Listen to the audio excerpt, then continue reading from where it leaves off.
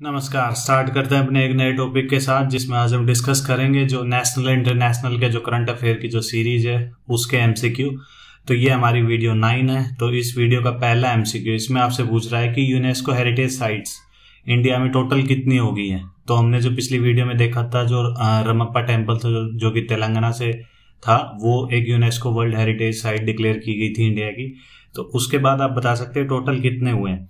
तो इसका जो अब ए बी सी या डी, तो इसका जो आंसर आएगा वो आएगा 40। अभी रिसेंट में आपने न्यूज में देखा होगा कि इंडिया को बोला जा रहा था कि ये क्लब 40 में ज्वाइन कर क्लब 40 में ज्वाइन कर गया है। तो इसका मतलब क्या था, हमने रमप्पा टेम्पल देखा था तब तो टोटल हुई थी 39, ठीक है। और अब रिसेंट में धौलावीरा, जो कहाँ पड़ती है, आपके कच्छ गुजरात में पड़ती है, इसको भी UNESCO world heritage site declare कर दिया गया। और अभी जो ये जो यूनेस्को की मीटिंग चल रही है, ये आपके चाइना में चल रही है, ठीक है। और यूनेस्को के जो हेडक्वार्टर है वो मैंने आपको बताया था पेरिस, फ्रांस में है, ठीक है। तो ये एक्स्ट्रा पॉइंट ध्यान रखने हैं। सेकंड एमसीक्यू इसमें आपसे पूछ रहा है कि वो कौन सी कंट्री है जिसने फॉर्मली अडॉप्ट कर लिया है बिटकॉइन एज ए करेंसी। तो आप बता सकते हैं, बिटकॉइन का आपको पता होगा डिजिटल करेंसी है जिसमें कोई मीडिएटर नहीं होता। अभी जो हम जो करेंसी का एक्सचेंज करते हैं उसमें बैंक की नीड होती है, एक मीडिएटर होता है। लेकिन बिटकॉइन में क्या है कि पर्सन टू पर्सन आप डिजिटली ट्रांसफर कर सकते हैं। तो ये अभी काफी हॉट जो करेंसी बोलते हैं इसको। तो बता सकते हैं कौन सी कंट्री ने ये डिक्लेयर किया, China, El Salvador, Peru, Bolivia. तो इसका जो आंसर आएगा वो आएगा एल सल्वाडोर, ठीक है। और ये एल सल्वाडोर कहाँ पड़ती है, सेंट्रल अमेरिकन ये कंट्री है। और ये जो सेंट्रल अमेरिकन जो कंट्री आती है उनमें से ये जो कंट्री है स्पेसिफिकली जो पैसिफिक ओशन को टच करती है, अटलांटिक को टच नहीं करती। अटलांटिक को कौन सी करती है, एक ब्लिज कंट्री है, वो अटलांटिक को टच करती है, ओशन को, ठीक है। और पेरू और बोलिविया के बीच में कौन सी लेक है, वर्ल्ड की सबसे हाईएस्ट लेक है टीटीकाका लेक। तो ये आपको एक्स्ट्रा याद रखना है, ठीक है।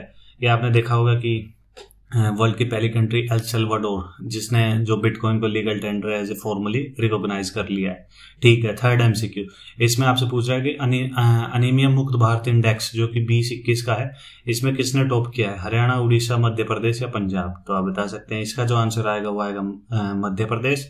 और अनीमिया आपको बताया होगा कि जो आयरन डेफिशिएंसी की वजह से होता है, विटामिन B12 की डेफिशिएंसी से होता है, तो और इसको फॉलिक एसिड भी बोलते हैं।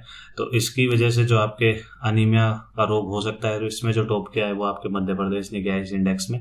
तो ये आप देख पा रहे हैं। फोर्थ एमसीक्यू इसमें पूछ रहा है कि जो बेहतान हाइड्रो पावर स्टेशन है, ये भी अभी काफी रिसेंट में न्यूज में और कंट्रोवर्सी में था। तो आप बता सकते हैं कहाँ पड़ता है, चाइना में, इंडिया, पाकिस्तान, अफगानिस्तान।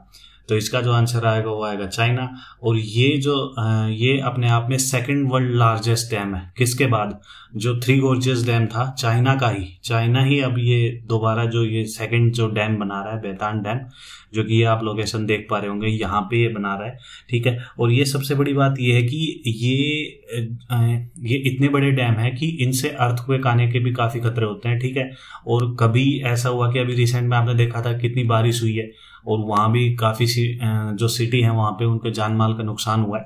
तो ऐसी सिचुएशन में यदि ऐसे इतने बड़े जो डैम टूटते हैं तो उसमें काफी लोगों की जान जा सकती है, इसलिए कंट्रोवर्सी में था, ठीक है। फिफ्थ एमसीक्यू इसमें आपसे पूछ रहा है कि मेघा राजागोपालन कौन है, किस फील्ड से बिलोंग करती है, जर्नलिस्ट है, म्यूजिशियन है, साइंटिस्ट है, एस्ट्रोनॉट है।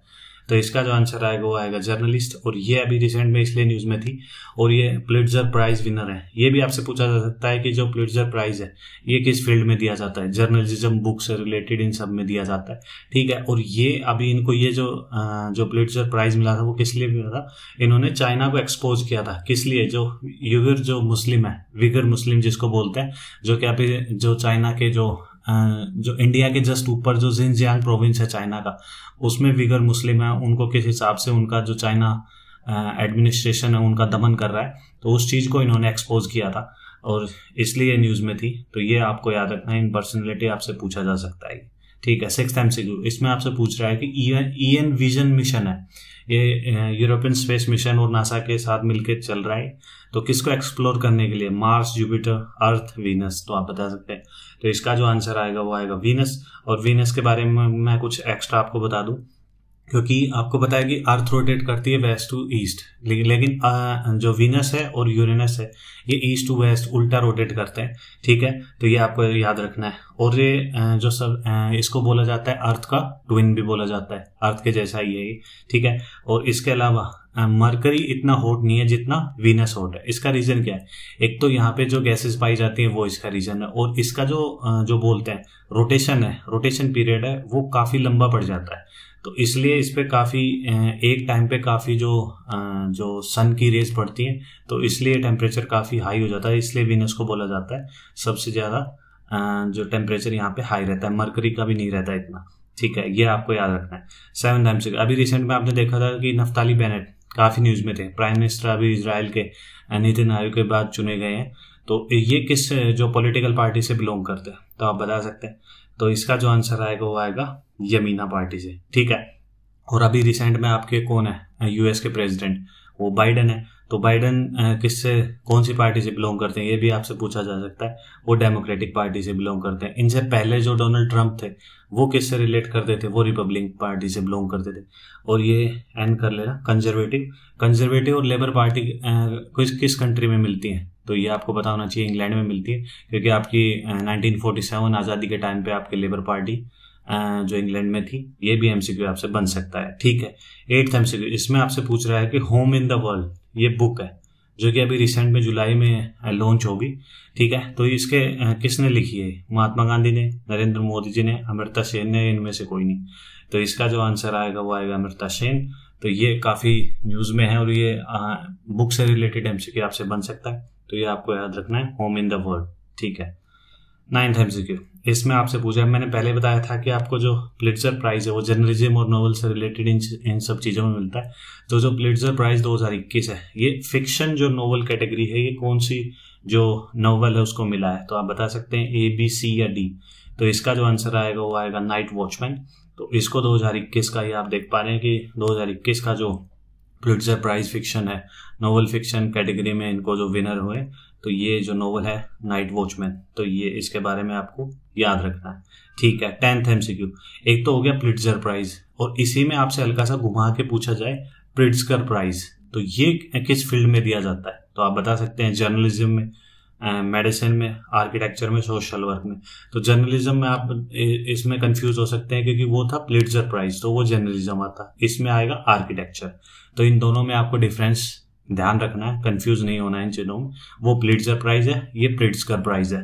तो ये आर्किटेक्चर के लिए, वो जर्नलिज्म, नॉवल वगैरह बुक से रिलेटेड इन सब चीजों के लिए दिया जाता है।